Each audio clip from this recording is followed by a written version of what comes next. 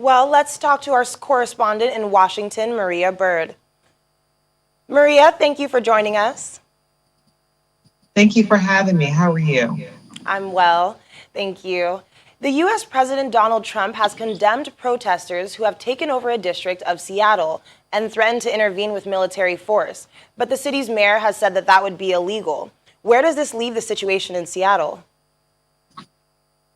This leaves a situation in Seattle with putting the police chief and the mayor in a position where they're going to have to make some very hard decisions. Obviously, as they said, they will not allow President Trump to come in and bring military force, but they're going to have to start paying attention to this encampment that has been built. But again, they're going to probably going through a lot of their policies and many of their legislation around kind of demonstrations, and they're going to probably enforce some areas that will allow one for them to keep obviously a coherent environment for the people of Seattle. But furthermore, they will also try to respect the right of the demonstrators, which I think they've been very clear in stating throughout these past couple of days that they are going to respect those demonstrators.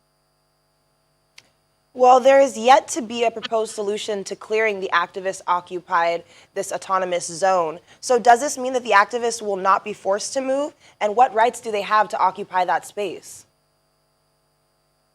Again, the demonstrators do have a right to be in that space. The only space they would not have the right to be in is space that is government owned, and that has been definitely statutes relative to not being able to protest on that property. But most likely the area, and I'm sure that the mayor and the police chief are going to be looking exactly at those statutes of limitation, but those areas most likely are not areas that are government areas that are owned by the government that do not allow protests. And so the likelihood of them being able to continue their protests, they will most likely be looking at ways to be able to come together with the protesters to find ways to say, okay, we're going to hear your needs. How can we address your needs so that we can move to another form, whether it's protest or moving them from the encampment? But again, this is, as we can see across the globe, people are not backing down. And they are saying we are going to have our voices heard. And so exactly what's happening now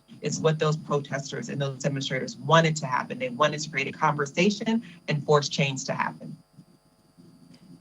And with the president and the mayor each holding opposing views on the situation, it seems that they've reached a stalemate. So how do they move forward in a situation like this? And does the mayor have the power to refuse the military intervention?